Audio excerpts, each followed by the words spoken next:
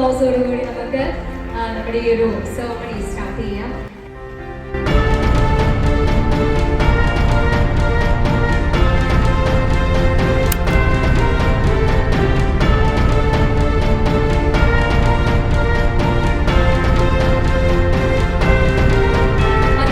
വാക്കിന് മഹനീയമായിട്ടുള്ള ഒരു അർത്ഥം നൽകിയ നമ്മുടെ ഈശ്വർ മാലിക്. കന്നഡ, തമിഴ്, മലയാളി കൊഞ്ചം എക്കാലവും മറക്കാനാവാത്ത ഒരു ആതുര സേവന പ്രവർത്തക.